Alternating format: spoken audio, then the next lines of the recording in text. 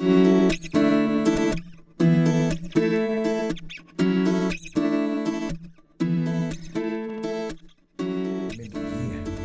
years ago we had a chiropractic commission of inquiry, and society asked if I would appear before that inquiry and speak on extremities, because I was allegedly an expert in using extremity joint mobilisations and manipulations.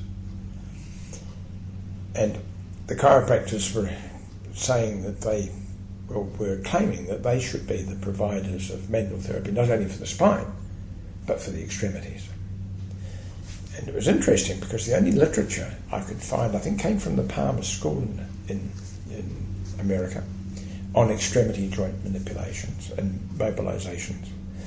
And in it they were showing a technique to manipulate the capitate. Now the capitate's quite unique in the carpal bones because it's narrow on top. Sorry, I'm wrong. It was to manipulate the lunate. And the lunate's unique because all the carpal bones are larger on the dorsal surface than on the palmar surface, and they're wedge-shaped, with the exception of the lunate, which is smaller on the dorsal surface than it is on the palmar surface. And the lunate, if it was subluxing, is very unlikely to sublux dorsally. It's more likely to sublux ventrally, whereas all the other carpal bones you could claim could sublux dorsally. But their text was completely wrong. They chose one bone in the carpal bones and they got it wrong.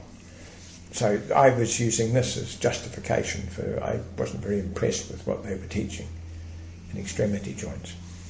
And it turned out that the commission inquiry ignored extremity joints and only looked at the spine. And I really let the society down there because if I'd been older and wiser, I would have said something to that commission of inquiry, because after speaking on extremity joints, the counsel for the chiropractors said, "Now, Mr. Mulligan, you manipulate the spines?" I said, "Of course, I've been doing it for many years." And they said, "Do you use x-rays?" I said, "We get x-ray reports if we think it's necessary." And have you ever manipulated the spine without looking at an x-ray? I said, "Yes," because the indications and clinically were such that you have to. "Well, we think that you're not competent to do this because you should have a look at the x-ray first, because in x-rays you can see the bones are not where they should be and then you know in which direction to manipulate them, etc., etc." And so chiropractors, before manipulating, always have an x-ray, and this guides them into the shape of the facets and what they're going to do. And I said, "Well, I don't think it's necessary." Now, if I was on an inquiry today, I would have said, "Well, that's very interesting because I've never yet met a patient who's been to a chiropractor, had an x-ray, had the appropriate treatment, and then been re-x-rayed to show that what they've just dealt with no longer exists." So I can't accept that you have to have x-rays. And that's what I would have said if I'd been a bit longer in the tooth and wiser. And the other thing about manipulation, and that's talking about Australia. In Australia, you can't manipulate a neck if you're a physiotherapist without getting informed consent from the patient. And on the consent form, they tell you what just might happen if things go wrong.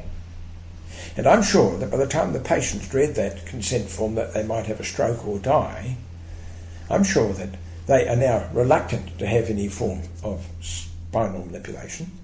And if they are having it, they're probably reluctant to even relax.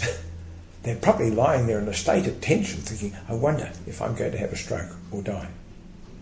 And so manipulations are rarely done by physiotherapists in the upper cervical spine in particular in Australia. And as they're rarely done, those manipulating the upper cervical spine would not have the skills that people manipulating spines regularly would have. If you're going to only manipulate one neck every 6 months, then your ability to manipulate skillfully will probably have waned. And I think that once you're a manipulator, you must fine-tune those skills and just make sure that you keep that high level of skill so that patients are safe when you manipulate them. And I'd hate to see having to have informed consent and although it probably will come, because everything you have done now, if you have an operation, you just read pages of what might go wrong. If you have your eyes lasered, they tell you all the things that can go wrong, and you've got to sign every page of that. But anyway, that's about manipulation. I think that we've given up in the upper cervical spine because we've been frightened. We've been scared, and unrealistically, if the chances are 1 in 400,000 at the worst, I would think that 1 in 400,000 is done by an incompetent manipulator. I think the skilled manipulator risks are probably 1 in a million or 2, and therefore they shouldn't be taken into consideration.